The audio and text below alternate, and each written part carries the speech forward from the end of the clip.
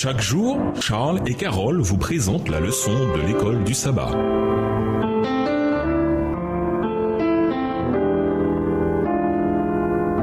Bienvenue dans votre émission Dieu nous parle.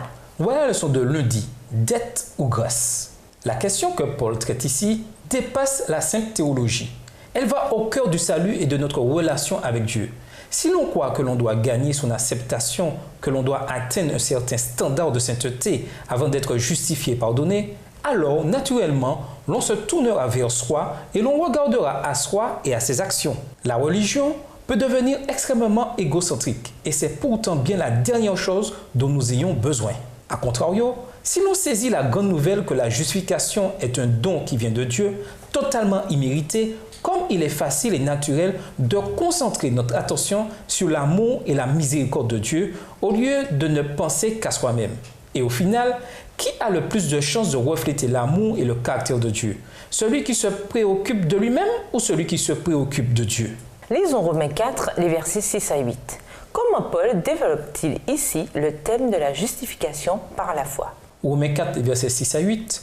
De même, David exprime le bonheur de l'homme à qui Dieu impute la justice sans les œuvres. Heureux ceux dont les iniquités sont pardonnées et dont les péchés sont couverts. Heureux l'homme à qui le Seigneur n'impute pas son péché. Le pécheur doit s'approcher du Christ avec foi, s'approprier ses mérites, déposer ses péchés sur celui qui s'offre à les porter et recevoir son pardon. C'est pour cela que le Christ est venu dans le monde. Ainsi, la justice du Christ est imputée aux pécheurs repentants et croyants. Celui-ci devient membre de la famille royale. Paul poursuit en expliquant que le salut par la foi est non seulement pour les Juifs, mais aussi pour les gentils. Romains 4, les versets 9 à 12. En fait, si l'on veut être précis, Abraham n'était pas juif. Ses ancêtres étaient païens. Josué 24, le verset 2. La distinction gentil-juif n'existait pas à son époque. Quand Abraham a été justifié, Genèse 15, verset 6, il n'a même pas été circoncis. Ainsi, Abraham est devenu le père aussi bien des incirconcis que des circoncis, ainsi qu'un grand exemple pour Paul qui a pu démontrer l'universalité du salut. La mort de Christ était pour tout le monde, quelle que soit son origine ou sa nationalité. Hébreux 2, le verset 9.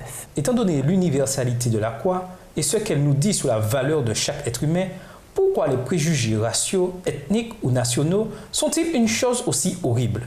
Comment apprendre à reconnaître l'existence des préjugés en nous et, par la grâce de Dieu, l'éliminer de notre esprit? Et nous vous laissons avec la question du jour. Quel secteur de votre vie le Saint-Esprit a-t-il éclairé? Vous a-t-il poussé à changer?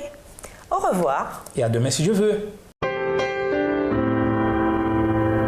Dieu nous parle. Chaque jour, Charles et Carole vous présentent la leçon de l'école du sabbat.